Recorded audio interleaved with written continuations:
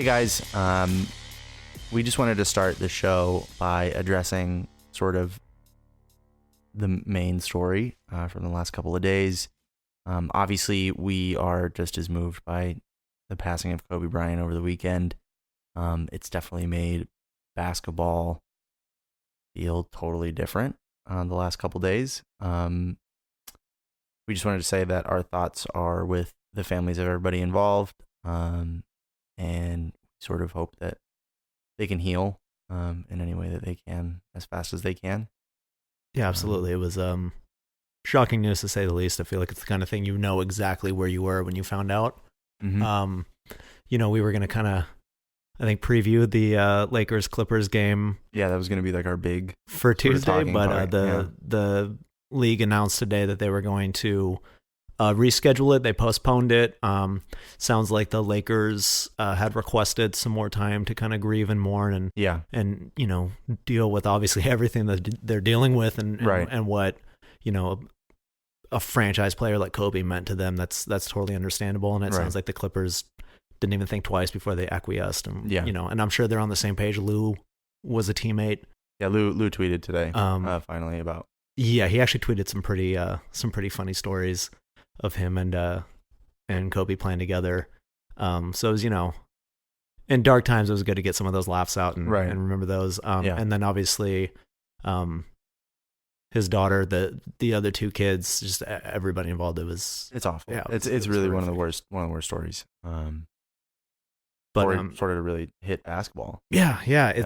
I don't remember ever really anything like this happening. I mean, I've been watching basketball for a long time. I know you have too. Like, other than Magic, which I wasn't even alive for. I don't think. Yeah, I have no memory of that whatsoever. But in terms of in our lifetime, I mean, there's really been and there's and even in terms of like the postponing the game, there's only been one, right?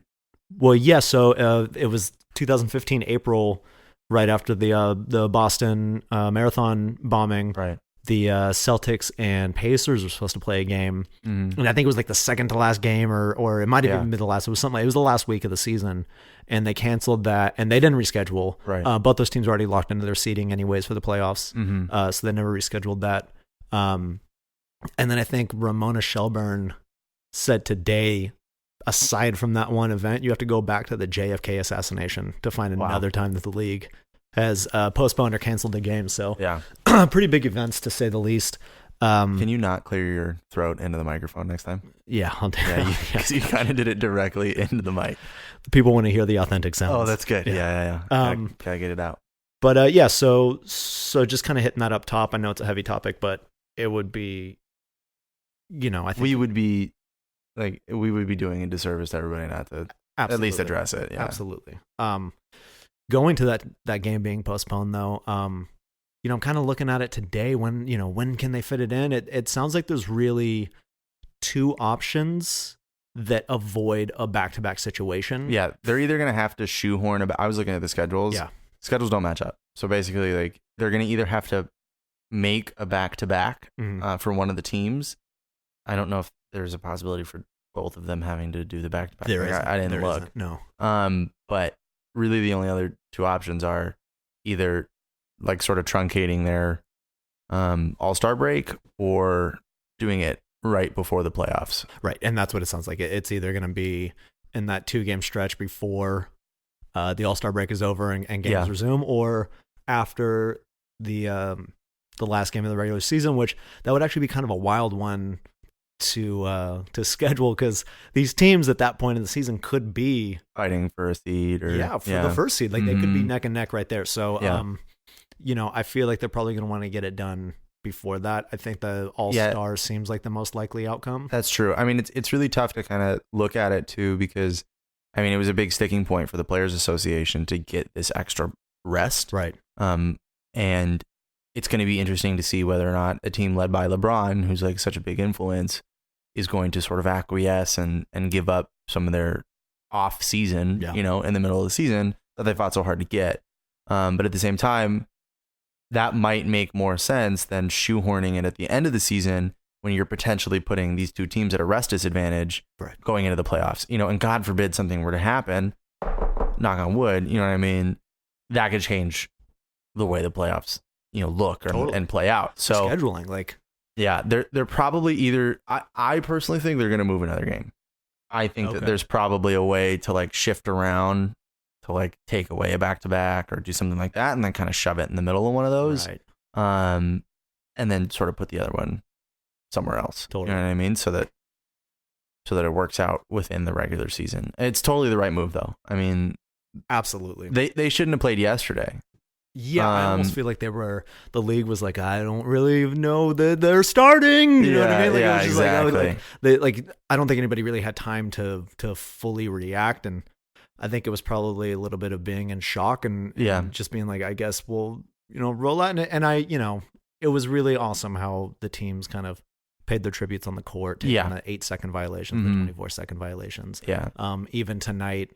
I think Karl Anthony Towns placed the ball. It was Andrew Wiggins, yeah. Oh, it was Andrew Wiggins placed the ball at the free throw line where Kobe passed MJ on the scoring list. So, a lot of really touching tributes up there. So, heavy topic up on the top here, but it's got to be said. And like I said, thoughts to anybody affected. I know everybody out there, whether you loved or hated Kobe, you're dealing with it in some way. Yeah. No matter how. And thoughts too to all the Laker fans out there, because that dude. Yeah, that dude was their idol, and a lot of people out there are taking this really, really hard. And my heart goes out to everybody who's been deeply affected, and it's a lot of people. Like, and the Clippers don't even really have that guy, right? Like, they've never had that franchise. I mean, Blake is probably the closest thing. Well, I mean, Ron Harper. Dude, you're literally talking to the massive Ron Harper. Yeah, the Ron Harper fan club right there. Yeah. But yeah, so it's one thing I got to say that's been pretty cool to see online is Lakers and Clippers fans like to talk a lot of shit on Twitter and give each other a hard time, but it seems like that's kind of been, they put that on ice for a little while, and everybody's just kind of come together as a community, and whatever it is that he represents to you, like, it's, thoughts go out. It's just a tough time. There's no way to do it properly. We're probably not qualified for this conversation at all, and that's why we are going to close that conversation. And now, thank you. So, you were in Florida. We're recording this a little later than we probably normally would. Tell me about Florida. How are the bath salts? Are they still hitting out there? They are. It's the reason why we didn't record until today. Is I had to come all the way down. I was still ready to eat some faces. Still being an alligator. Yeah, that's right. I didn't see any. I was really disappointed. I didn't see a single iguana. I didn't see a single alligator. And I didn't see a single gray squirrel, because apparently, well, I know this because I used to live in New York, but squirrels on the East Coast are gray. I don't know if you knew that. I did not. Yeah. Not up on my squirrel facts. No gator. Where in Florida were you? So I was in the westernmost part of like Delray Beach. Borderline like Boca. So I was like, yeah, if it's not Miami or Orlando, I have no fucking clue. Yeah, so in between the two of them, a little bit closer to Miami is where that is. Okay. Just inland. I was out on like a work trip. No gators. Not a single one. I was disappointed. I went to New Orleans last summer, I believe, and got to see some alligators. They're fucking dinosaurs. It's crazy when you see them up close. Yeah. I mean, I've been to a zoo. Yeah, well, I've seen them in a zoo. You live in a zoo, bro. I am a zoo. But you were able to catch some of the road trip. So both LA teams were gone because of the Grammys, which were Sunday night. Mm-hmm. Did you watch the Grammys? I could care less about the Grammys. I'm going to be honest with you. You got to put a grade on art, dude. That's how it's done. That's right. Yeah. No, I did not watch any of the Grammys. I have not watched, I think, a single award show in the last like 3 years. Oh, wow. Okay. So you're better than us. That's about how I feel about it. Yeah. That's the vibe I'm getting. Mm-hmm, right now. Mm-hmm. Cool. Awesome. Well, I'm way up there and you're just not anywhere close. I'm actually shocked you can hear me from on top of that ivory tower. It's really hard. It's really hard. But let's talk about the road trip that the Clippers were on. Yeah. The annual. It's crazy that it's a Grammy road trip. I'm sure that's just like a nice name to throw on it, because I've literally seen them change the floor to get a hockey team in the arena. Yeah. Like hours after they play. I'm like, you're telling me they had to day. leave for a week for an award show? That's crazy. Yeah. But yeah, I mean, last time we talked, it was after that Pelicans game. Yeah. And they had a little comeback win there in the fourth quarter. Mm-hmm. They looked good there. So we talked about that, but after that, it was in Dallas. Yeah, in Dallas, a big win there. Second matchup against the Dallas team. I actually thought that first game that we played against Dallas, at the time I was like, oh, this is the most complete game the Clippers have played. Yeah, that was a big one. That was a big one. Because it was kind of controlled from tip, right? Like there was no, you didn't feel it slipping away at all. And PG and Kawhi played that game, right? Did they both play that game? I think they both played. I think that was the first time. Obviously, we weren't fully healthy because that's only happened once. But I think that was the first time we got the, oh yeah, Kawhi and Paul George. This is 2 All-Stars. Yeah, this is 2 All-Stars. I don't even know if they had good games, but you know what I mean? Like that kind of vibe of like, oh, this is the Clippers team. Yeah, here's a hit. That we were waiting for. I want to say probably my biggest takeaway from that Mavs game, and it seems like it was so long ago. Just, I mean, with the last 48 hours, everything seems like it was like months ago. Mm-hmm. But the one thing that really has stuck in my mind with that Mavs game was the second unit.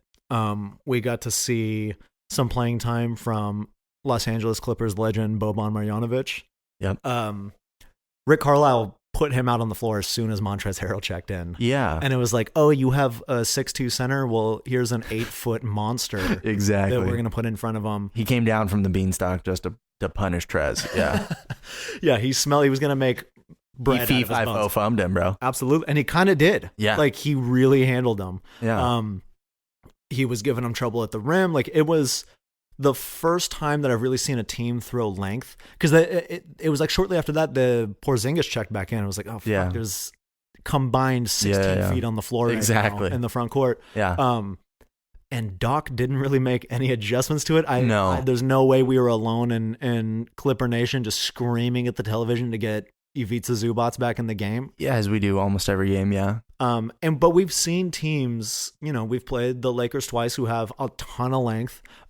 We've seen teams throw length at this small kind of second unit, and the second unit's done okay with that. This was the first time that I was like, oh, if this is what starts to happen in the playoffs, I'm worried, because and you got to hope that there's more adjustment in that situation. You would hope so, but we also know who Doc is. Yeah. Doc is the kind of guy who has his guy. Okay, so like the big joke when he was Rock Divers Clippers GM was, if Amin El Hassan said if you played against him or had a good game against him, he was going to pick you up because he like trusted you to do that, right? Because he had seen you do it. Josh Smith. Dude, I was so excited when we signed Josh Smith. Can I be honest with you? Dude, I was so excited. What? Yeah, I thought he was like a small ball 5 Swiss Army knife that was just going to take us to the next level. Needless to say, it did not work out the way that I thought. You were so gullible. I had no idea. I am taking advantage of this from the Josh Smith experience was one of the greatest rises and falls in such a short time period. Are you talking about with the Clippers or his career? I'm talking about his career, bro. As soon as he found the 3-point line, it was like, what? Like that's all you're doing now. You're just going to chuck those for the rest. He was good. He's still getting paid by the Pistons this year. That's amazing. But he was good. He was good in Atlanta. I thought him and Joe Johnson and that team was going to be fun. And then he was great in Atlanta. You know why? Because he attacked the rim. He was so good there. Yeah. And then he went to Detroit and I guess started jacking threes. Van Gundy was just like, go ahead and shoot all the threes you want. Like nobody could stop him from shooting threes. It was horrible. Yeah. And then obviously the Rockets series, which we're going to move past that really quick. And yeah, I literally remember being in Milwaukee at Bradley Center watching the Clippers play the Bucks, and Josh Smith was bringing the ball up court for the Clippers. This is when he was with the team. And him and Doc Rivers are like red in the face screaming at each other in a match during the game while he's bringing the ball up court. And he drills a 3 and turns around. Like teams love to look at the opposing bench. He looked at Doc. Oh, yeah, that's good. And I was like, oh, I would too. This is not going to last long. Doc is the kind of guy, like I said, who's going to trust his guys. Right. And he does it particularly with young guys. Like we've seen Rock. Doc has always been, sorry, I was thinking about him as the GM.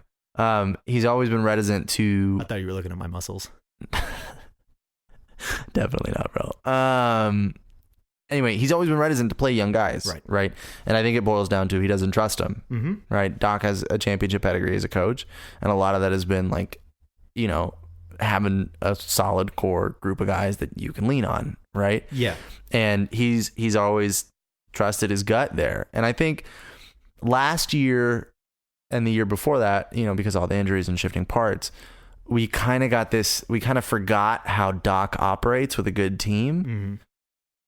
We forget that Doc didn't stagger CP or Blake at all. No, I remember.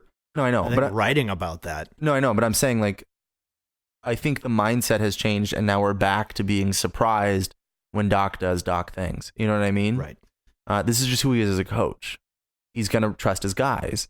And Zubac hasn't proven to him that he is his, go-to down the stretch. Right. You're a dog. You're going to get in there and do the dog things that he feels with Trez. Right. And, you touched on this. He didn't trust Trez in the beginning either. Yeah. He didn't want to play him. That was, I think I said this last time. It was the first article I wrote for Clipset. It was like, you've got this guy on the bench that nobody knows is good yet, but he's really good. Right. But then, once he does it, and then proves that he earned that trust, Doc's going to ride with him till the end. Yeah. You know what I mean? And we saw it with Pablo Prigioni and dude, Pablo was good. I know, but like that pick and roll off the bench was something that took him half a season to discover. Mm-hmm.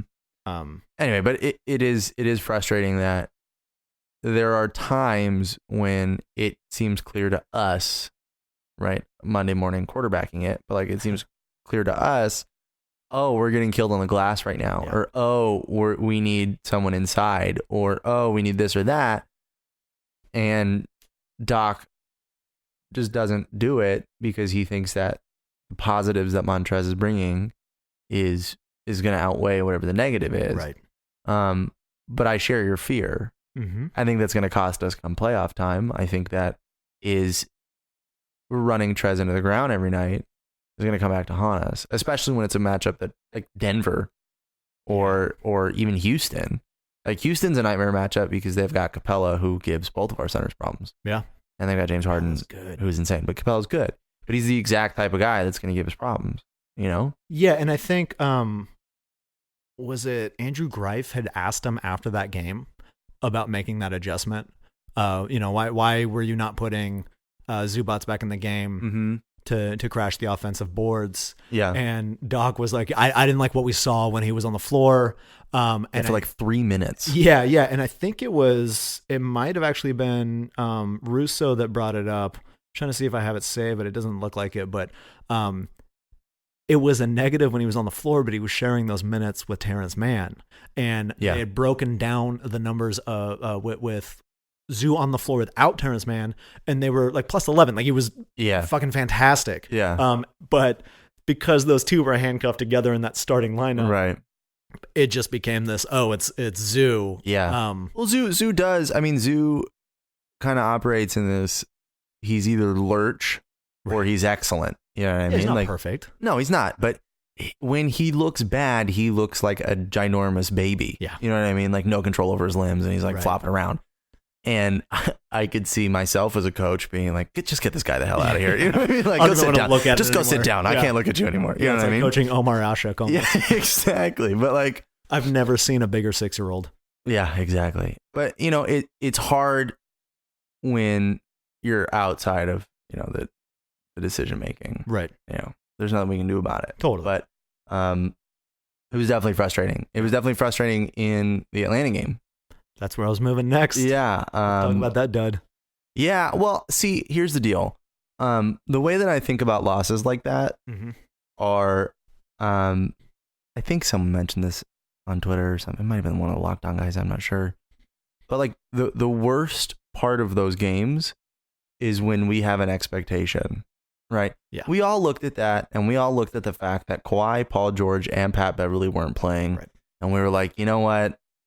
We might lose that one. It's going to suck because the Hawks suck, but we're probably going to lose that because we're down 3 rotation players and we're on a road back-to-back and, whatever, blah, blah, blah, blah, blah. And then you get into the game and you're controlling the game. And I lost it, I think, on Twitter too. It was awful. It was an ugly loss. I mean, they were up 21 at one point. Right. But at the same time, if you didn't have Trae Young on the floor. Exactly. But at the same time, if you were to look at that just from like the macro sense. And you're like, okay, we're going on a 6-game road trip. This is our third game. It's the second night of a back-to-back. It's the third game in 4 nights. It's blah, blah, blah, blah, blah, blah. Yeah. You know what I mean? And then you look at it that way and you go, yeah, okay, they probably ran out of gas and lost. But the fact that, yeah, we were up 21 points. In the first half, which, let's be very clear, that's really easy to do in the first half for an NBA player on the second night of a back-to-back.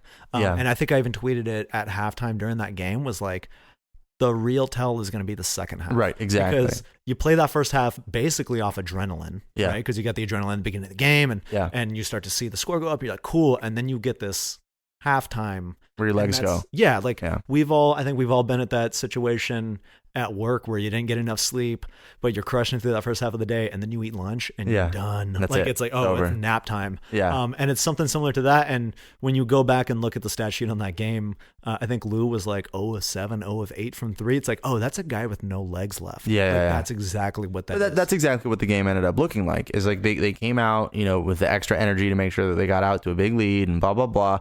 And then it just came down to they got outworked in the second half. And their shots didn't fall. Mm-hmm.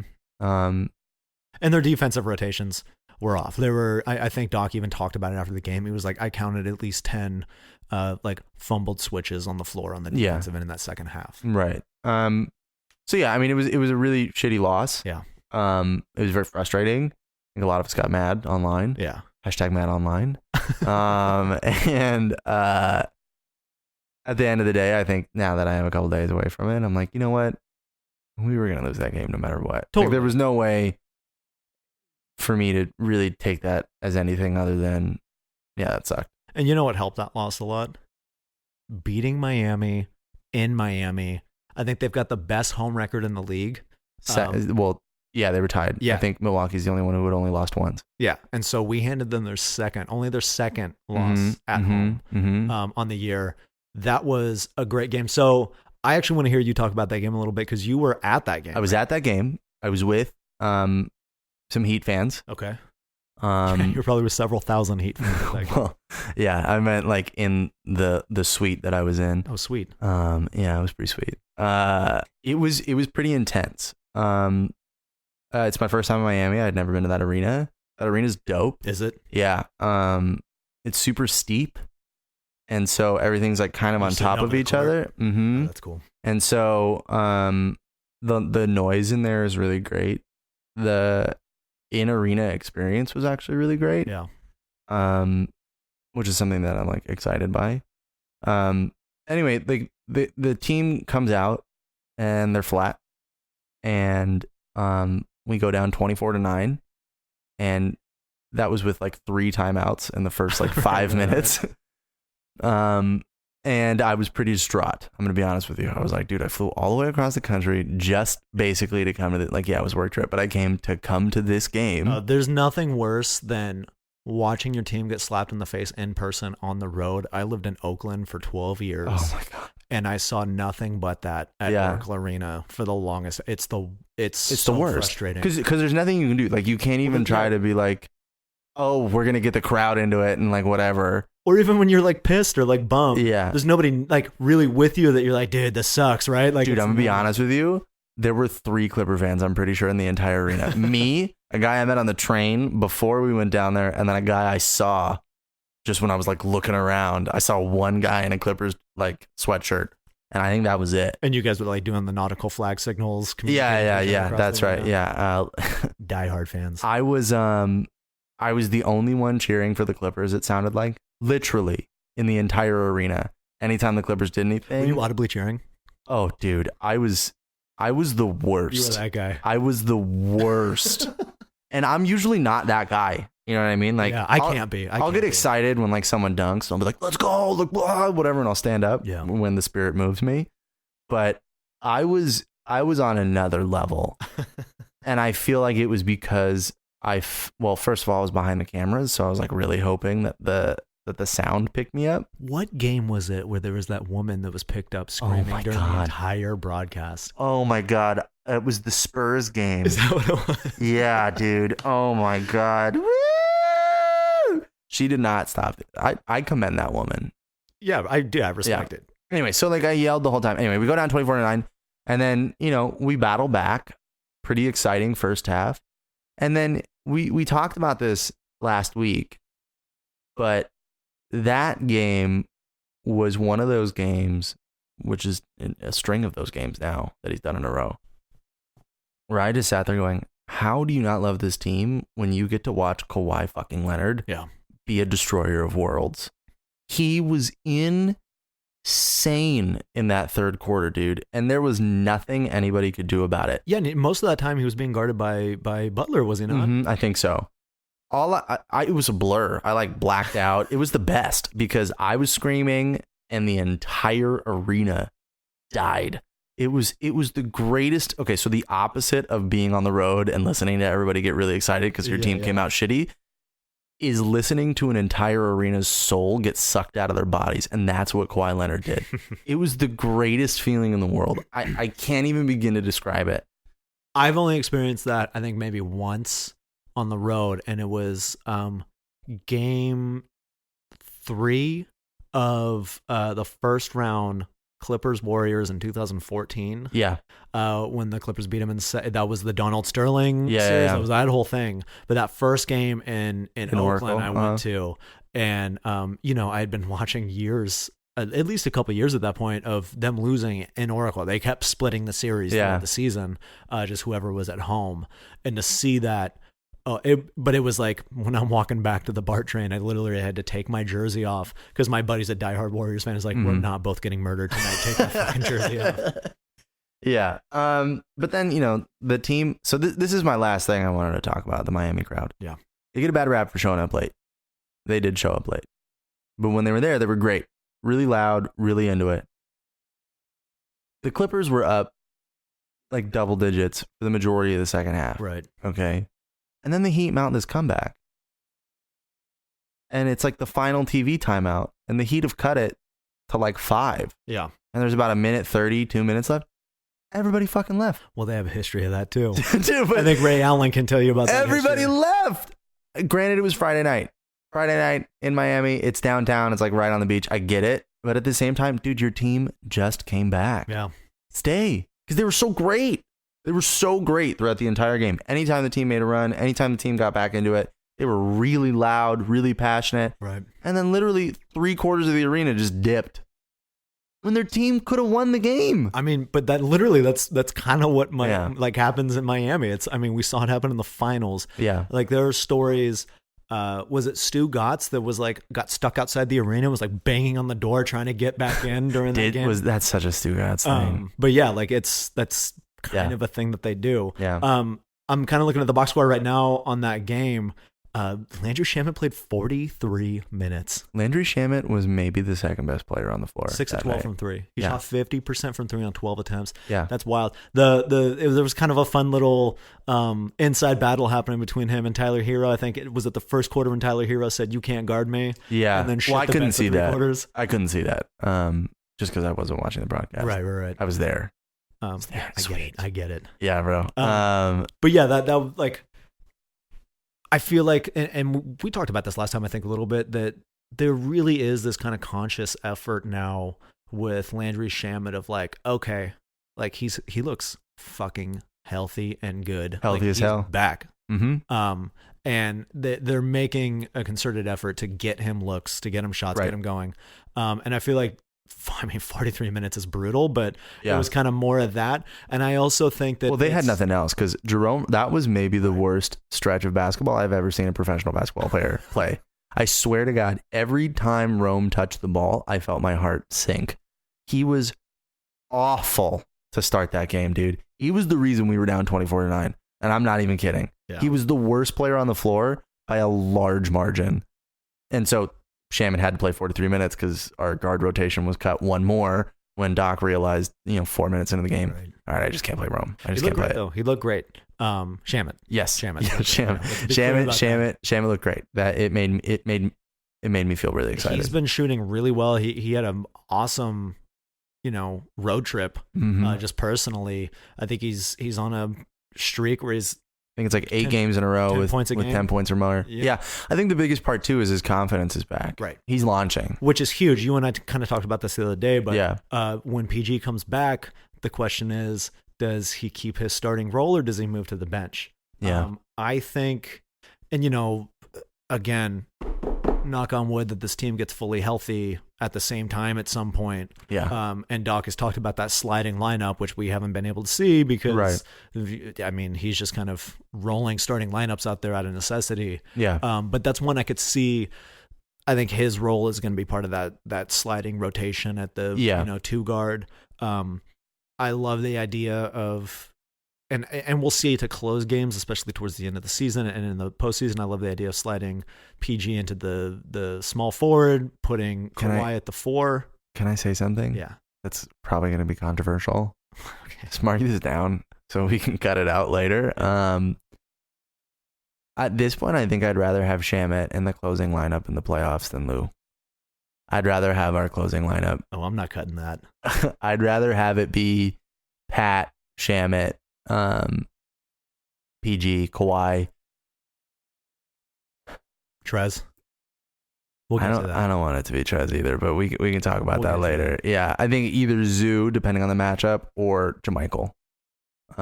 Which, I mean, that happened in the playoffs last year, right? Like JaMychal became our starting 5. Yeah. Mm-hmm. So, I don't think that that's unreasonable. That is extremely controversial to say. You gotta see Shamet over Lou. Yeah.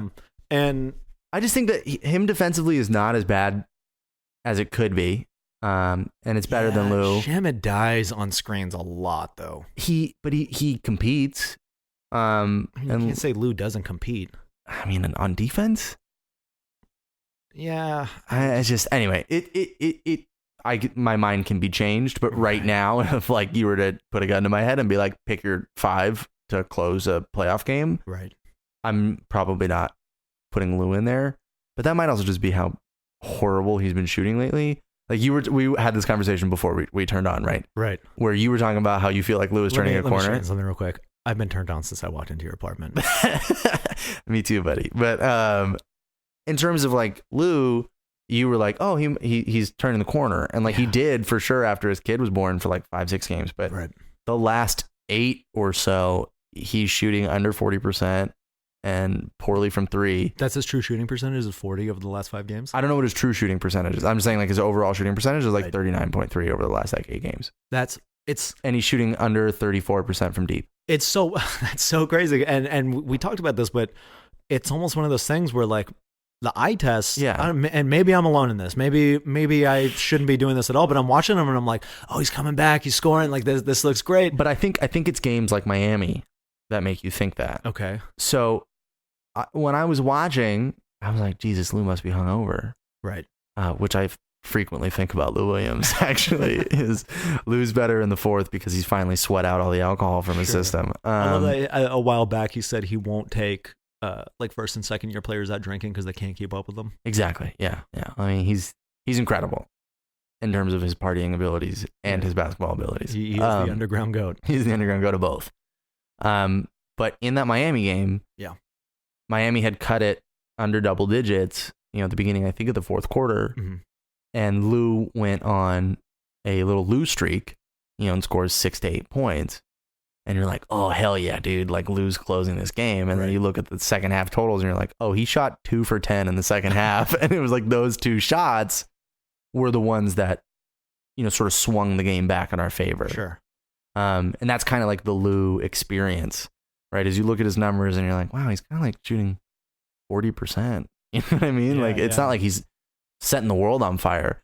But when he gets hot, is when you remember it and you're like, oh yeah, dude, Lou had a great game. And you're like, oh my God, he shot 5 for 18. Well, that's like, the value of any shooter, right? Like that was the whole reason that Cleveland wanted to get J.R. Smith on their team, was like the irrational confidence guy. Yeah, well, and it's that thing where it's like, he's not always going to be great, but when that dude gets hot, you're not stopping him. Right. And I just when you told me what he was actually shooting, because you were like, his last 10 games. And I was like, well, fuck the last 10. Just give me the road trip. He's looked great on this road trip. And you're like, dude, they're even worse. Even worse than that, yeah. It blows my mind because watching just what I'm seeing on the court tells me a different story. But I think you're right that it is those stretches in a game. And, I don't know how many times I want to keep talking about this, but I think it's those closing minutes. And we've talked about it with Trez, but I think it's the same for Lou, where it's like, this guy's playing so many minutes straight. Yeah, he averaged almost 11 minutes in the fourth quarter on the road trip. And he's not a young man. He's not a young man anymore. And one of the first things I actually wrote at Clipperholics kind of looked at Lou and his minutes and like his production. That year where we missed the playoffs, Lou totally fell apart at the second half because he had played like 1,000 more minutes than he ever had or something like that. It was insane. It's maybe not 1,000, but he had played so many more minutes, and I just don't think that his legs are built for, that over and over and over again. Yes. You're going to play 20 minutes on the last 24. Especially when you've come off the bench your whole career. Yeah. Like I think also just human beings aren't meant to play professional basketball 20 out of the last 24 minutes. Right. Yeah. Yeah. It's just not. And you see the dip in that production. Mm-hmm. Luckily, we have fucking Kawhi. Yeah. And so he can take that over. So let me just read to you Kawhi's last 8 games. Yeah. So this is his 30-point streak. Okay. So the Clippers are 7-1. Right. Over the last 8 games that he's played. Mm-hmm. They're 7-2 over the last 9. Okay. Including the win. Yeah. What's the final record on the road trip there?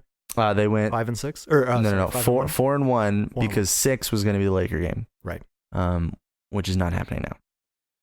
So Kawhi over his last 8 games is averaging 35 points, 7.9 rebounds. Okay, I'm getting warm. And 5.4 assists a game on 51.8% shooting, 39% from deep, and 88.1% from the line. So he's shooting almost 50-40-90 over his last 8 games and averaging 35 points a game. He's got 2.5 steals. That's his last 8, right? Yeah, last 8. I want to say I looked at something recently just on this last road trip, and he was shooting 50-50-90. He was shooting 50-40-90. Is that what it was? For like the last 5 games, I think. I don't remember exactly what it was. Dude, it's insane. He's averaging 2.5 steals, 1 block. He's getting less than 2 personal fouls a game, which is pretty insane. Yeah. He's also started taking over like the best player on the other team's defensive assignment, which we kind of talked about last week, but that's something he's going into. He's got a net rating of plus 16, which is insane. That's god tier numbers. Yeah, and he has a true shooting percentage of 63.5. That's unbelievable. Yeah, he is killing it, as they say. So, couple quick things there. You're saying he's averaging only two fouls a game, right? 2 personal fouls. Less than 2 fouls a game. Mm-hmm. So I think Tomer from Clutch Points tweeted this out, but because I think he just got his 900th steal, 900th career steal. He has more steals than personal fouls. Right. By like a lot. It wasn't an insignificant number. Yeah. Kawhi's steals aren't like, oh, I'm poking at the passing lane and I'm getting it out. Like, no. He rips it out of your hands. Yeah. To do that without fouling I've never seen it. I don't understand why they haven't just called the foul on him for having like hands as big as he does. Yeah. Like I would just be like, no, that's not allowed. I'd tee him up every time I was out there. Yeah, exactly. Technical foul. Those aren't fair. And then it's like the uncle's hands on It's Always Sunny in Philadelphia. No, he literally does look like he taped someone else's hands to the end of his hands. And like that's what they look like. Yeah, it's insane looking. Yeah.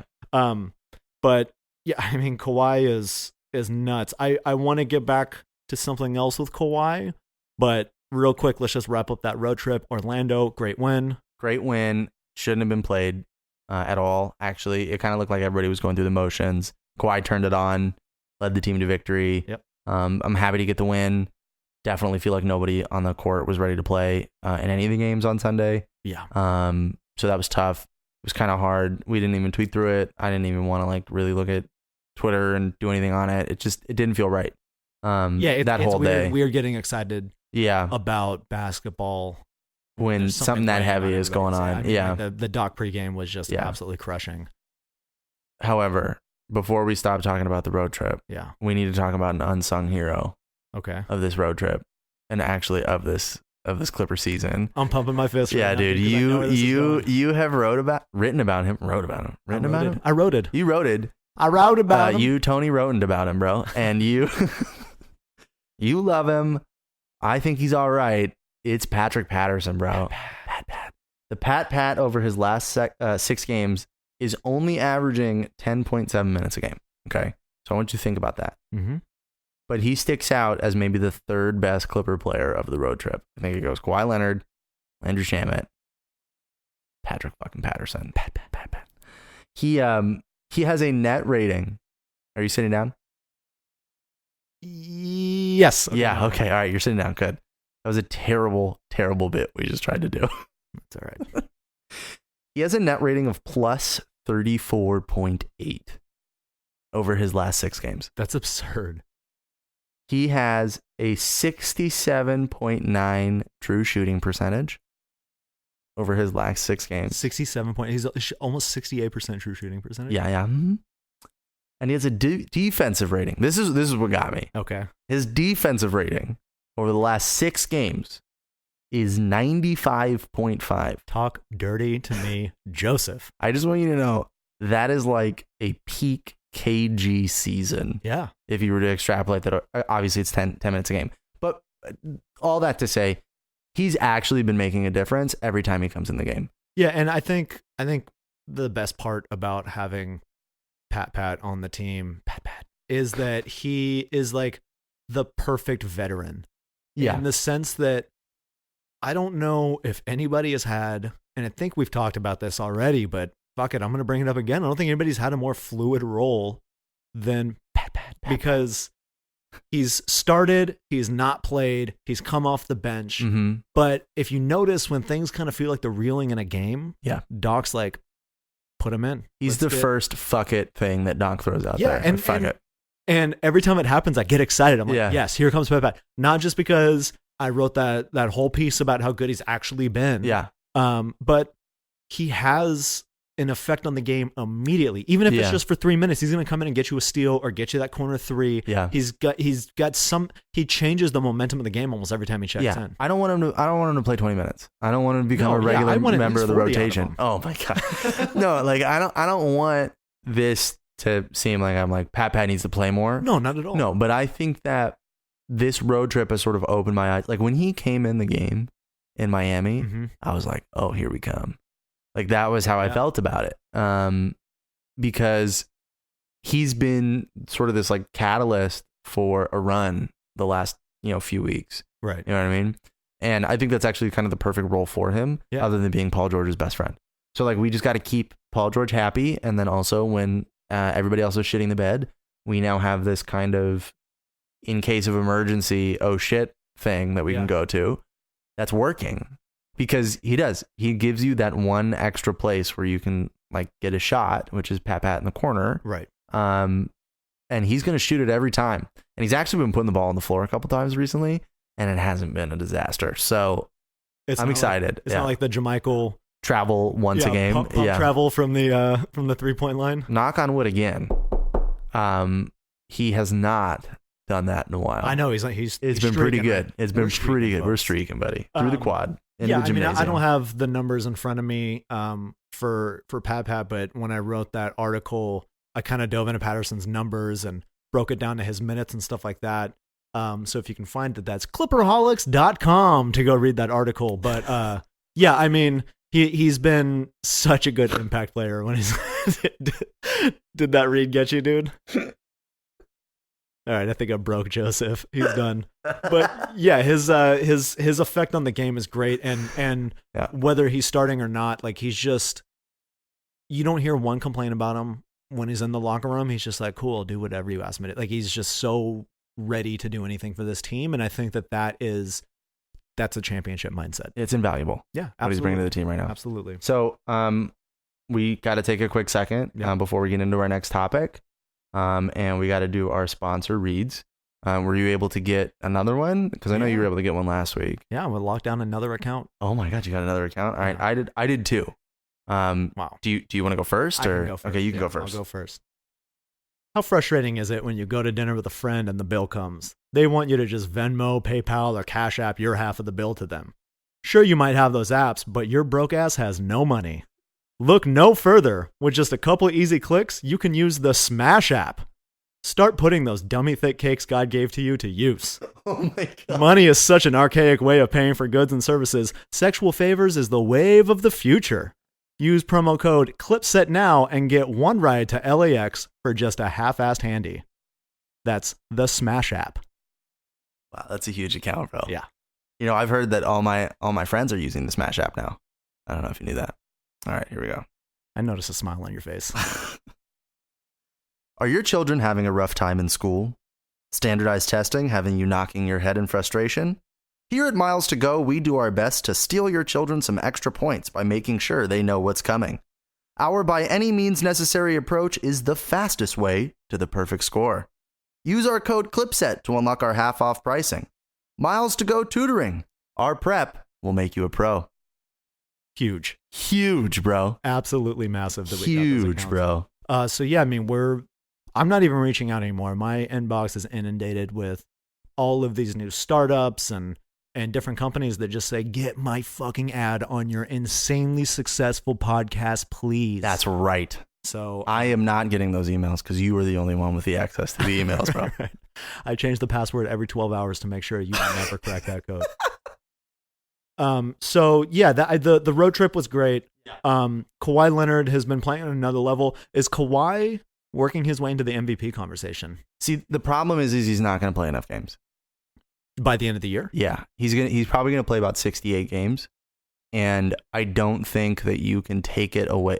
Okay, listen. I think it would be really nice if he played 69 games. It'd be super nice. Nice. The real reason he's not going to win it is because Giannis Antetokounmpo. It's a B. It's like a Kumbo, I think is what it's supposed to be. Okay. I can't remember. Someone did it on ESPN. Definitely was not Marv Albert. No, it was not. Oh, fuck Marv Albert. Sorry, we don't need those hot takes.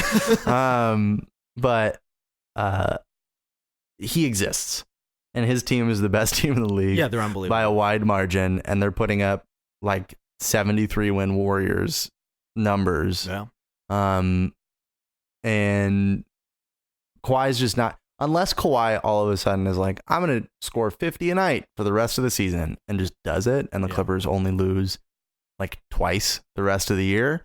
There's almost no way that I think he wins. I think he's working his way up on the ballot. Yeah. I think like in the conversation. He's in the conversation, quote unquote, but the conversation is over. As long as Giannis stays healthy, and the Bucks keep winning, who else? Really, who else? I mean, LeBron is always going to be somewhere in that conversation. Yeah, but I mean, like, it splits between him and AD, right? AD's also having a good season. Yeah, I think AD is more in the Defensive Player of the Year conversation. Yeah. I think just LeBron taking on the playmaking role, his assist averages are insane. Mm-hmm. I think that's got him in the conversation. Yeah, if they keep going the way that they're going, he'll probably be number 2. Yeah, I mean, James Harden is averaging like 40 points a game, somewhere in that neighborhood. James Harden is out. Okay. Yeah, I mean, I think James there's Harden's voter out. Fatigue and people are sick of him watching him do this, and then. But I think also like the recent skid that the Rockets went on, and I mean, the Clippers had their, skid or whatever where they were 500 for a week or whatever. They lost to Memphis once, and yeah, exactly, and everybody counting them out. Everybody died. So anyway, it's Giannis's award to lose. But yeah, I think that Kawhi is working his way up to like the third name on that ballot, which I think is pretty impressive because at the beginning of the year you were like, yeah, he's good, but like whatever. He's rounding into form, and now that he's here, he's back to being capital, all caps lock. Yeah, there's nothing else to say. Kawhi Leonard, dude. I was trying to find another Kawhi M. Leonard. Kawhi, yeah. Kawhi Myers Leonard, bro. That's he's the perfect. I just slapped my own leg at my joke, bro. Yeah, and so while we're talking about Kawhi, I think there's something else that we need to talk about. Yeah, I wanted to lead with this before this weekend happened. Yeah, sure. But Kawhi at the strip club. Did we Zapruder this yet? What's that? Did we like Zapruder film this yet? I don't know if we did. Oh, okay, so here's the deal. You say that there's pictures of him at the club. Yeah, there's like Instagram pictures of Kawhi at the club, like in that hoodie. Okay. Yeah. So my first response to the video, which I believe is still on my Twitter. We talk too much about Twitter. Our Twitter's on this fucking podcast. It's the NBA. Like Twitter. Yeah, that's true. So I think I said this. I don't think there's any possible way that it's Kawhi based on the size of the human being that was being recorded. But now you're telling me that there are pictures of him. I don't think it's disputed anymore. It's him. Yeah. It's him. He grabbed a whole handful of that ass, bro. Well, his hands are massive. I'm pretty sure he grabbed both cheeks. Same time, bro. Yeah. So he is, I don't know, dude. Like, I don't know how to feel about it. It's kind of funny. I feel awful that people feel like they need to do these things. Yeah, that he's got no anybody. privacy. Yeah. However, I did like that tweet that is it Miles Brown? Who was the guy who said it? Who was like, dude, Lou Will's got Kawhi fucking making it rain in a strip club. I'm pretty sure their chemistry is fine. Yeah, like totally. Yeah. Yeah, I don't think the is it or is it not him is disputed. It's weird filming anybody in that situation. I would be weird in that situation. Dude, I can't do strip clubs, titty bars. Like I've been to a strip club once in my life. I'm such an awkward fucking person, and I get uncomfortable seeing myself get naked, let alone some perfect stranger. Oh, you're not a never nude? Yeah, well, I've got the jeans on right now. Okay, because I'm a never nude. Okay. I mean, have your fun, dude. Like, go for it. People are making money out there. It's sick, but I can't do it. Plus, I'm broke. I would make it hail. I would just bring like a Ziploc bag full of change and just make it hail the whole time. Dude, why am I thinking about Steve Ballmer loading up the hot dog cannon with change and just shooting it over a club? I don't know, but I like it. This is insane. My favorite detail about it, though, is the actual sweatshirt. He's wearing a New Balance sweatshirt in this club, and I think somebody, I can't remember who it was. Somebody told me it was like it's not just like some off the airport strip. Like strip club, it's like a destination strip club in Atlanta. That was Magic City, right? Is that what it was? I think it's Magic City. Okay, yeah, which is like the club to go to. Right, yeah. But he's wearing a New Balance hoodie. It's like, dude, you're wearing like white dad at Outback Steakhouse attire at this, like destination trip. I just love it. Like that's such a he probably had like the white I'm about to go mow the front lawn. If he wasn't a New Balance athlete, he would be wearing Nike Monarchs is what he would be wearing in that fucking strip club, bro. Exactly. Yeah. I just love that detail that he's just like, that's so on brand for Kawhi. That's almost why at first I was like, no, I could see it. He's just wearing like a New Balance hoodie. See, here's the thing. I didn't think it was him because of the way in which he was interacting with the entertainer. Okay. Until the money was thrown. When the money was thrown. Like Monopoly money in his massive hands. No. It was the manner in which he threw the money. It was so nonchalant, formulaic. Yeah, he was in the parking lot before watching YouTube videos. Yeah, exactly, of how to make it rain. Yeah. So anyway, I don't think people should be recording people like that. But at the same time, Loki kind of loved the fact that Kawhi was at Magic fucking City with Lou Will. Yeah. After a game. Right. And was just partying. Him and Bubbles and Cristal, Escalade and Vaseline. We're all just having a great time. Yeah, and Tina. So you kind of brought up the joke about the chemistry thing, and that all came from obviously that article that The Athletic put out. Jovan Buha. Yep, Jovan wrote it with Sam Amick. Yeah, Sam Amick. Amick or Amick? I don't know. Sammy A. Sammy. They wrote about some potential issues. So the article itself, I think, was misleading to the people. It was very clear online who didn't read the article. No. The article wasn't misleading. Well, no. The title. The tweet that The Athletic put out. That's what it was. Was misleading. Well, not even misleading. It was part and parcel with how we sort of do things now. The world is about clicks. Yeah. Right? The world is about discussion. The world also knows, part of the world also knows that people are going to look at a headline and are going to run with it. Right. Especially if it's behind a paywall. So what happened was that headline said chemistry issues, blah, blah, blah, blah, blah. And everybody went, oh my God, the Clippers are imploding. And then maybe some people read the first 6 paragraphs or whatever it was that were about sort of the Trez incident in Memphis. and then against Memphis. That was not in Memphis, but against Memphis, and sort of all of the stuff that surrounded that. But then basically the majority of the article was about how that was okay now. Yeah, it was the catalyst to change the way that everything was going, right? And that the team is in a good place, and is getting better, and is coming together, and we've seen that on the court, and we've seen that in them being 7-2 in their last 9, and all that stuff. So, I think they're 8-2 in their last 10, which is the 10 games since Memphis. Yeah. And they've turned it on, and it's basically centered around the team looks better together, in terms of fit. Yeah, and since that article came out, I mean, even the last couple of games on the road trip, the passing, you know that they know where each other are on the court, like that on-court chemistry. It's none of these like errant passes to the guy sitting courtside. Like that. The turnovers have come down quite a bit. Yeah. You Phil, I'm gonna type. Yeah, I mean, I think the last game against Orlando, the turnovers got kind of brutal there for a minute, but no, their chemistry looks a lot better. I do want to speak kind of to the defense of Jovan, because I think he caught a lot of heat online with that. Yeah, that was kind of insane. And I, like I said, I think it was very clear the people that did and did not read the article.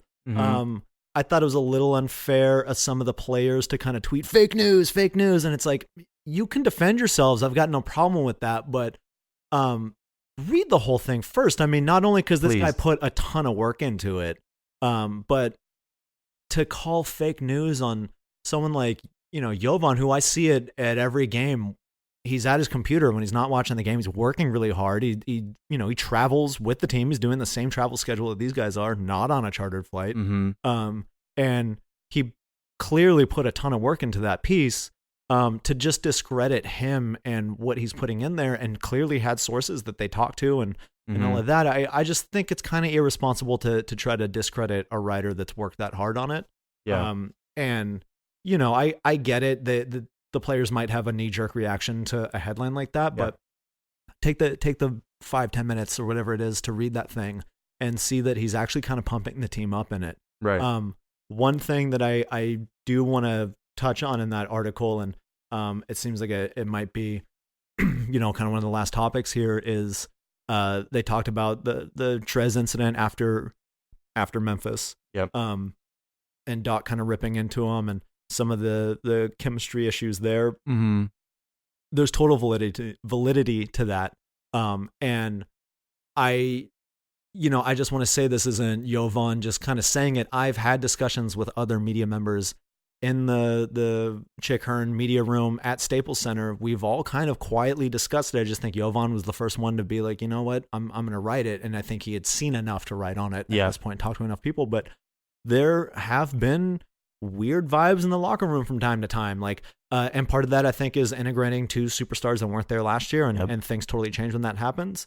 But I have also noticed a difference in Trez. Like I think I've said this 1,000 times already in the first 2 episodes here, but first thing I wrote, one of the first things I wrote for Clipperholics was about Trez, how much I loved him, how he needed more playing time, how good he was. And last year he was a backbone to this team. He was huge last year. But there definitely seems to be a difference. Like, he, after that Memphis game, it's clear that Doc ripped him a new asshole because he won't talk to media anymore. I think it was Farbod from Forbes asked him to do like a one-on-one for like some positive, kind of lighthearted article. And he's like, I'm not doing one-on-ones anymore, boss.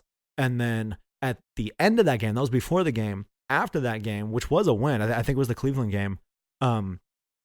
Trez did his normal, got dressed at his locker room afterwards, put his jewelry on, and turned around, and somebody started asking him a question. Hey, Trez, tonight, whatever it was. And he just shook his head and he walked out of the locker room. So he's kind of freezing out media. Yeah. Maybe to save his own ass. Maybe he's just like, Dad yelled at me and I don't want that to happen again.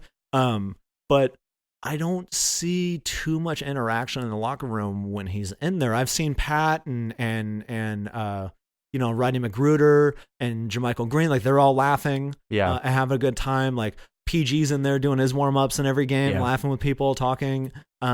Pretty outgoing guys, but there's definitely a mood around Trez. I wasn't there, in the locker room last year, this is the first year that I've been credentialed for this. But even talking to some of the people that were there last year, they're like, oh, he used to hold court. Like he was, it was always a thing. Like he was super interactive with everybody and just kind of like this bubbly, light personality and kind of loud. And you don't get that anymore. And maybe that's him adjusting to, taking a lesser role. Maybe he's exhausted from playing 18 minutes at close games. Maybe that probably has a big part of it too. Maybe he's got free agency is just weighing really heavy on. That's a huge decision. You know what I mean? Yeah. And, to that point, I'm going to keep saying it. I think it says a lot that the Clippers have not offered him an extension yet. Even if he's not going to sign it, he's with Clutch. He's got Rich Paul in his corner. He's, the guy that gets dudes paid. Yeah. But I mean, even the Lakers offered AD an extension and they were like, you're not going to fucking sign this, but it's a sign of good faith, and Tobias Harris got an extension offer. You know what I mean? Like, right. And thank God he didn't sign that. Yeah, exactly. But, they haven't done it to Trez. I just can't help but think that, we're seeing some of the last of Trez in a Clipper jersey, whether it's going to happen at the trade deadline, whether it's going to happen this offseason. I just feel like some things have been exposed in terms of his defense. Yeah, we can touch on that a little later. I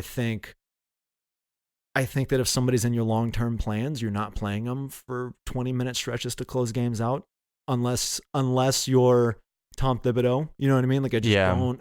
Who that's coached not, under Doc, by the way. Right, but that's not we're valuing this guy in the long-term kind of move. Yeah. And there were reports in that article that talked about him only being interested in his own box score, that there was some concern on the team of that. And there might be something to that. Yeah. I think it was that Cleveland game. He had a horrible game. And Zoo actually played, I think, fourth quarter minutes in that game. He looked great on the floor. Mm-hmm. And it was a blowout, but Trez stayed out there in garbage time until he hit 10 points. And literally as soon as he hit double digits, he dunked the ball and walked to the bench. Mm-hmm. Like it wasn't even like Doc's like, all right, come on out. Like, well, he got the double digits and he walked straight to the bench and kind of took himself out. And I had to text somebody. I was like, did I just see this happen? And somebody's like, yeah, I know. I noticed that too. Yeah. So I think that there's definitely something going on with the chemistry and Trez. And I don't know if he's going through personal stuff. I don't know if he's unhappy with the team or the change in his role. I don't know if he likes the way it's a marathon, not a sprint mentality. That's kind of right. I think that was what sort of shone through most. Right. And that would make the most sense, just sort of anecdotally, like just looking around as someone, because I'm not in the locker room. I'm not there talking to them. It would make the most sense that he would take it hardest, that there would be people on the team, namely Kawhi, who wouldn't play games. I think his whole thing is energy and effort. And I think it comes from a point of passion for the game. Right. And he probably is having a hard time adjusting to these games don't matter right until the end. And I think it's also a part of it is his contract. It is the fact that he's kind of came out of nowhere and he's had to fight for all this stuff. So his whole NBA existence has been fighting for every inch. Right. And now he's in a position where it doesn't necessarily always make sense to do that. And he's getting a lot of run. He's being given the opportunities to go out there and put up his numbers and do all that other stuff. But it probably does weigh on him a lot that not everybody in that locker room right this very minute has the same values as him every night. Right. And you broke down some of the numbers. Let's talk about that. Mm-hmm. But before you break down that, I mean, I don't want it to just be we're shitting on Trez. Like Trez is getting 19 points a game off the bench. This is the first time I think in history that there have been 4 players to average over 19 points a game on a team. Like that's crazy. Mm-hmm. No, he's still a force offensively energy, in the right matchups. Yeah, that energy off the bench is amazing. It's really hard to find that, and they've definitely tapped into something with him on that. When he's running pick and roll with Lou. A lot of teams don't know how to deal with that, especially because of his size and his ability to roll so fast. Mm-hmm. It's a lot of fun. Although it is crazy, he hasn't been playing the roller that much this season. Yeah, I think he's doing a lot more post-ups. Yeah. The lack of defense, that's always kind of been there. I just think with championship expectations, it's kind of highlighted a little more this year.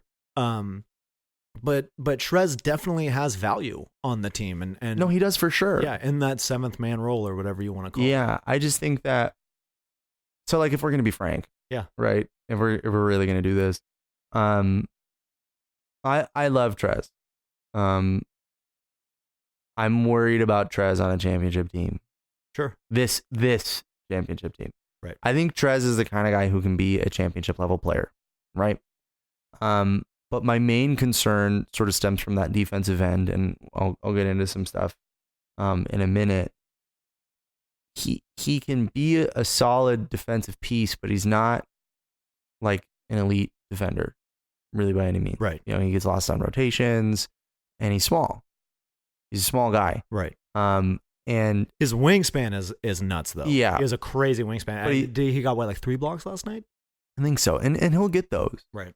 I just think that a lot of people have talked about this, namely Justin Russo. Mm-hmm. But when you're watching the games and Zubac is on the floor, teams are much more hesitant to drive into the paint. Right. They stay away. Okay, and that's a very powerful deterrent, especially when you have as many solid perimeter defenders as we have. Right. When Zoo leaves the floor, it feels like teams just run straight at the rim after that. Yeah. They get downhill much easier. And that's a problem. And especially when the rotations tighten up in the postseason. Yeah. Right? And I think he has his place, and I think that if he was playing 20 minutes a night, mm-hmm. and him and Lou were literally just out there for we need to get some of our stars a break. We need a 6 to 7 minute stretch where we can sit them and get buckets. Yeah. You go out there, you go from, the second half of the first into the first half of the second, the second half of the third into the first half of the fourth, and you just win us those minutes, or at least just keep us afloat so that our stars can come back in the game and close the game out. That would be the perfect role, but that's not what the role for those two guys is going to be, unfortunately, because Doc trusts them, like we talked about earlier. And rightfully so. They've done things to earn that trust. They have. I just don't think that those things are carrying over in terms of Trez, especially over the last 10 games.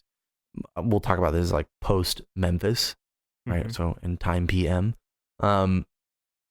Trez is scoring. He's averaging 20.3 points per game over that stretch. But his net rating has shrunk to 1.7 over those 10 games. Wow. So he's been a largely incredibly positive player because he treads water defensively, and he's an offensive juggernaut, right, against bench units. But his defensive rating over the last 10 games is up to 110.4, which is not good. Right. It's just not a good number. And I think a lot of that is attributed to his lack of rim protection. And also, I kind of feel like he checks out until like the fourth quarter. Okay. Just recently, not always, but he kind of checks out. And if he's not, rolling early, it's gonna be kind of lethargic until until crunch time. Until crunch time. Yeah. So I just kind of want to put this in perspective. Like, he has the possibility to be a good defender. Like I said, in December, his defensive rating was 102.3. And in November, it was 99.6. So those are good numbers. Yeah. If you were to average those together over those 2 months, for a team, mm-hmm. that would be the best defensive rating in the league currently. It'd be better than the Bucks. Right. Over the last 10 games, though, his defensive rating would rank 21st in the league. Wow. Just ahead of Memphis and just behind Detroit, Phoenix, and Sacramento. Wow. So, just to kind of contextualize that. Now, again, I don't think that the answer is Trez needs to be, sent to the end of the bench and like all that other stuff. But, there are easy fixes here. You need to deploy him in the way that he needs to be deployed. We need to get Zeus some fourth quarter minutes. Absolutely. And you were saying like in that role where it's get the stars some blows so they can come back and stuff like that. I'm not even against Trez closing games. No, I'm against in the right Trez, matchup. Yeah, I'm against Trez playing entire fourth quarters. It's almost like they tapped into this thing that works really well, and they're just keep fucking running that. And you look at Golden State and their little dynasty run that they just had, mm-hmm. And that death lineup where they moved Draymond Green to the 5, and teams didn't know how to match up with that energy. Mm-hmm. It was because they were only doing it for the last few minutes of a game. Right. You're not doing it for an entire quarter. It was a strategic deployment. Yeah, yeah. And I think that there needs to be more of that. Yeah. I'm good with starting the third quarter, the first half with Zoo, and then you bring Trez in, and then at the end you just do it again, where you just bring Zoo in for the first half of the fourth quarter, and then bring Trez in for the last 5-6 minutes. And something that frustrates me too is like Doc said in that post game, Zoo, I didn't like what I saw. Right. But that was when he was playing with Terrence Mann. Yeah. So, but even then, even when he's not fucking up to start the fourth quarter, even when he has a great start to the fourth quarter, right, he's getting yanked and he's not playing again. Yeah. Even though his size, his rebounding, his everything. Yeah, he hits a certain minute and it's over. So this is an anecdote, right? This is one of the beauties of actually going to basketball games. So Zoo has this incredible stretch to start the third quarter in the Miami game with everybody else. The team's humming, right? Him, Pat, Kawhi, all got it going. Shamit, everything. Everything's like a well-oiled machine. Zoo's grabbing rebounds. Zoo's, playing good defense down low. He gets to about the 4.5 minute mark, 5.5 minute mark, and Doc sends Trez to check in. And next time out, Zoo's busting his ass, bro, in this like minute stretch. Right. Timeout comes. Zoo looks over, sees Trez, and just totally deflated. I watched him. Yeah. He's ready to go. He was in, and just his fucking shoulders shrunk, like went to the ground, and he just like sadly walked to the bench because he knew, like we all knew, he wasn't going to fucking play again. Yeah. Which is insane. It's insane. Yeah. The rotation, the way that it's working right now. And over the last 10 games, Zoo has a net rating of 9.8, which is respectable. Right. But he almost has double the rebounding percentage. Yeah, his offensive rebounding percentage is unreal. But total rebounding percentage, it's closer to 20 for Zoo. It's 10.5 over the last 10 games. Wow. He's only grabbing 10.5% of the available rebounds when he's on the floor. Trez. Wow. And Zubac, everybody says, Trez's offense. He has an offensive rating that's 6 points higher over the last 10 games. Yeah, his chemistry with Kawhi Leonard has been a lot of fun to watch. Yeah, they love each other. It seems like they love playing with each other. Yeah. Kawhi knows how to find them with the perfect pass. Yeah, I think Kawhi likes playing with the big. Yeah. I think he does. Yeah, absolutely. Absolutely. I think it pulls defenses in that allow him just enough space to get to that mid-range that he likes to take. Yeah. Zoo sets really good screens too. But, we're talking about like the recent play, right? Like this isn't. Justin Russo tweeted out, and I was honestly, I knew it's been kind of rough, but I was shocked by this. So he says, the Clippers in January, Montrezl Harrell on the floor is a negative 0.5. Is this net rating? Yeah. Okay. Montrezl Harrell off the floor is a plus 11. That's a negative 11.5 total net rating for Montrezl Harrell. That ranks 10th out of the 11 players to log 100 plus minutes in the month of January. And that concludes our segment, reading tweets.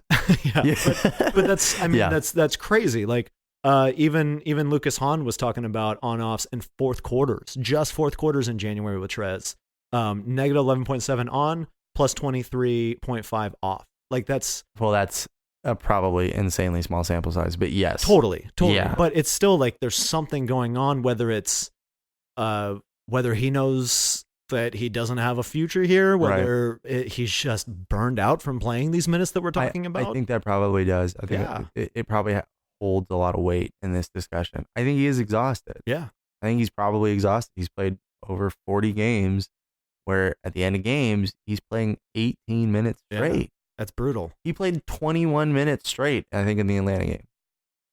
Yeah, he did. You're right, he did. Yeah, that's 21. Brutal. That's so hard on your body. He played almost an entire third quarter, and then Doc was like, go do that again. Yeah, and you're undersized, and you're getting knocked around by guys that have half a foot on you. Yeah. Yeah, that's brutal. So, I hope we see something change there. I hope we see, some rotations fixed, and hopefully with a little bit of health, we do see that. Yeah. Hope thing. Hope's a thing. Yeah. Well, anyways, that's hopefully we see that change. But we obviously don't have a game, understandably, tomorrow to look forward to. Right. We've got Sacramento at home. Sacramento Thursday. I think I'm gonna go to that one. I'll be there. I'll be working that game. I love this Sacramento team. You don't know what you're going to get from them, but it's going to be fun. It should be an easy win, but obviously the Clippers, who knows what an easy win is. Yeah, why would you even say that out loud, bro? But, I look forward to seeing Buddy Hield and Buddy Hield. Fox is so much fun to watch. I still have nightmares about that time that Buddy Hield single-handedly beat the Clippers down the stretch. I was there with my roommate, and we watched. He's a Kings fan. We got him back. I got him back, though, because I actually went to Blake's game winner in Sacramento. Oh, nice. Dude, it was so good. I felt vindicated for having to watch Buddy Hield claw back from 13 down or whatever. Buddy Hield, the 37-year-old wonder.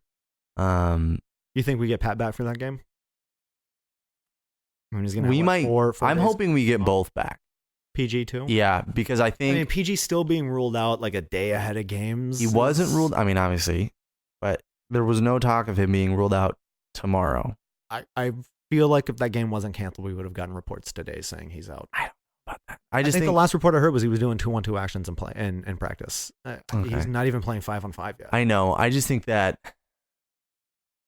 I don't know. Maybe it is too soon, but I think that I'm good with it. He comes back. This team looks great right now. We're on, obviously with an extremely difficult game tomorrow being eliminated. It's an extremely easy stretch of games. Mm-hmm. And I'm good with not rushing him back. I think the team probably rushed him back a little bit too much. Yeah. In the first place, I know he re-aggravated it during practice, but take your time. Take your time, man. I don't give a shit about a game in January. That's true. I agree. He needs to find his rhythm. Totally. There's still plenty of season left to be able to do that. Yes. And get him healthy. And we're coming up on February. And February has a week. Right. That's All-Star week. Right. And then February's in the middle of it. Right, exactly. But February is only 29 days this year. So we're coming up. Yeah. And then it's March, April, and that's it. Yeah. It's only half April. Yeah. So there's a lot of season left, but it's actually closing in. It's closing up. You're right. So we'll see what happens. Hopefully we get, some healthy bodies back. We get to see this team at full strength. Because the one time we did, goddamn, was that fun? Yeah. Let's not lie. You did not have any fun during that game. Our text chain was you panicking. Fourth quarter. Yeah. I mean, those games are tense. You can feel it. It's every time we've played the Lakers, there's been a playoff atmosphere to it. Mm-hmm. They're fun in retrospect. They're stressful in the moment. Supreme confidence. I know you have wild confidence going into those games. I love it. I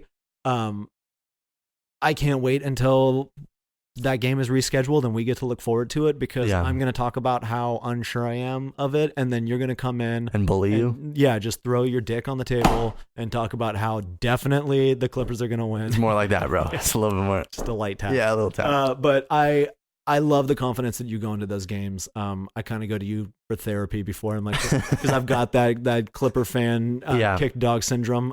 But again, we'll get to that when that game gets rescheduled. I look forward to it, and it should be a fun rest of the week with the Kings. And who else is coming up? Is it zero idea? The Wolves? Zero idea. I think the Wolves are coming up. Zero idea. If I keep saying the Wolves, zero percentage go up. Wolves, Jackal. It's a Jackal. We're playing the Jackals. Yeah. We're playing the Flint Jackals. I don't know. I don't know, bro. It's okay. No, I think it is the Wolves. But yeah. So we'll get another episode out soon. We can talk about those games after they've been played, what we see, and hopefully we can review a fully healthy team. But thank you guys so much for joining us. Be sure to download, subscribe, give us a 5-star review, leave a comment, whatever. All of that stuff helps us out. It helps build the numbers and get more people to come and download. Be good to each other, guys. It's been a tough week. Yeah, definitely. Just definitely reach out to everybody who's hurting. Also, if you're a Clipper fan, remember to appreciate Kawhi Leonard while we have him. He's insane. Yes. Just have a great time watching him play basketball. And remember, if you do not download, rate, subscribe, or appreciate Kawhi, Dallas Sterling wins. And that's a fact.